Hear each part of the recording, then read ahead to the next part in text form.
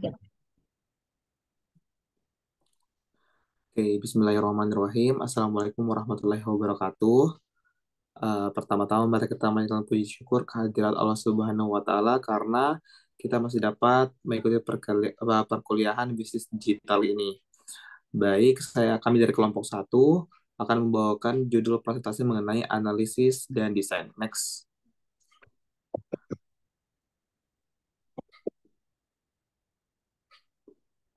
Baik, selanjutnya kami dari kelompok satu terdiri dari yang pertama ada Zena Septika Sari dengan NIM 7211420049 dan saya sendiri Bambang Jatmiko dengan NIM 7211420078.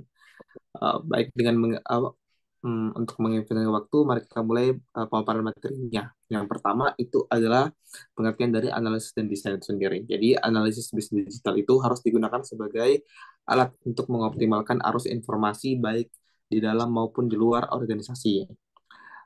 Setelah itu, kemudian meninjau bagaimana pemodelan proses digunakan untuk menganalisis arus informasi untuk mengoptimalkan proses bisnis dan kemudian melihat analisis penyimpanan informasi melalui tinjauan singkat pemodelan data dan desain data itu sendiri. Next. Nah, selanjutnya kita pindah ke pemodelan proses. Jadi pemodelan proses yaitu adalah proses bisnis yang signifikan, yaitu elemen dari rantai nilai, termasuk logistik masuk atau termasuk pengadaan, manufaktur, logistik atau distribusi keluar, dan manajemen hubungan pelanggan atau aktivitas penjualan dan pemasaran. Oke, next. Ya, oke. Selanjutnya ada pemetaan proses. Jadi pemetaan proses ini membahas tentang proses bisnis yang ada sering tumpang tindih dengan area fungsional bisnis yang berbeda. Jadi sebelum aktivitas rinci diidentifikasi, analis perlu mengidentifikasi di mana uh, proses organisasi terjadi dan siapa yang bertanggung jawab untuk itu. Prosedur ini juga sering dikenal sebagai pemetaan proses. Pemetaan proses tersebut jelas penting untuk mengidentifikasi pengguna potensial dari sistem bisnis digital itu sendiri. Oke, next. Selanjutnya ada analisis e-business. Jadi analisis e-business itu ada dua. Yang pertama itu adalah perencanaan e-business itu sendiri. Ya, untuk merancang e-business, analisis diperlukan sebagai tahap mendapatkan dan menyimpulkan kebutuhan pengguna dan bisnis. Dan selanjutnya adalah untuk melakukan analisis, yaitu perlu melihat alur kerja bisnis yang biasa kita kenal dengan sebutan workflow, yaitu suatu konsep yang berhubungan dengan aplikasi e-business itu sendiri. Next. Nah, desain e-business itu terbagi atas beberapa aspek. Yang pertama ada web server yang mengelola permintaan HTTP dari klien dan bertindak sebagai broker pasif ke server lainnya. Yang kedua ada yang kita sebut dengan merchant server yang merupakan lokasi utama dari logika aplikasi dan mengintegrasikan seluruh aplikasi dengan membuat permintaan ke komponen server lainnya. Selanjutnya ada personalization server yang menyediakan konten yang dapat diubah berupa bagian dari fungsi server perdagangan. Dan yang terakhir adalah payment commerce server yang mengelola sistem pembayaran dan transaksi yang aman. Oke, next. Baik, selanjutnya adalah desain situs berpusat pada pengguna. Nah, kita bisa lihat dari chart samping bahwa semakin tahun chartnya akan semakin tinggi dan desain situs dibuat berdasarkan optimalisasi pengalaman pengguna pada semua faktor, termasuk owner interface dengan pengaruhnya itu sendiri. Oke, next.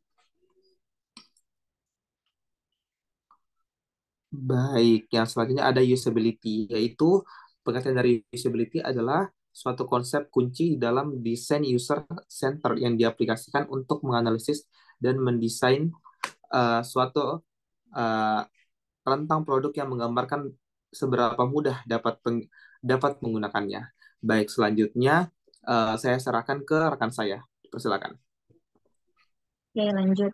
Untuk usability ini sendiri mencakup dua aktivitas proyek kunci. Yang pertama itu expert reviews dan usability user. Selanjutnya itu ada analisis use case. Analisis use case ini sendiri atau metode use case itu digunakan untuk menganalisis proses dan modeling yang dikembangkan pada awal tahun 1990 di mana sebagai bagian dari metodologi yang dikenal sebagai Unified Modeling Language atau UML. Nah, di mana tahap dalam analisis use case ini sendiri yang pertama itu identifikasi aktor, identifikasi use case, hubungkan aktor ke use case, dan mengembangkan skenario use case. Selanjutnya itu mendesain arsitektur informasi yang mana itu artinya merupakan kombinasi dari organisasi, labeling, dan skema navigasi melalui sistem informasi. Kelebihannya itu sendiri di mana struktur dan kategori yang didefinisikan akan mendukung tujuan pengguna dan organisasi. Selanjutnya itu ada web accessibility, di mana itu merupakan kemampuan untuk mengakses web dan merupakan kebutuhan inti lain dari situs web yang memperbolehkan pengguna situs web berinteraksi dengan web browser atau platform yang mereka gunakan untuk mengakses situs web. Di mana walaupun ada batasan moral terhadap kemampuan mengakses web, perlu melihat kebutuhan bisnis di dalamnya, di mana argumentasi terkait web accessibility ini itu ialah banyaknya orang yang mempunyai kelainan penglihatan, banyaknya pengguna yang menggunakan browser yang kurang populer atau variasi dari resolusi screen, dan banyaknya pengunjung dari daftar mesin pencari serta kebutuhan legalitas. Selanjutnya saya kembalikan kepada moderator atau Miko. Baik, itulah mungkin pemaparan materi dari kami, kelompok kami. Selanjutnya mungkin bagi yang ingin bertanya bisa lanjut di kolom komentar. Lebih dan kurangnya mohon dimaafkan. Wabillahi taufiq wal hidayah. Assalamualaikum warahmatullahi wabarakatuh.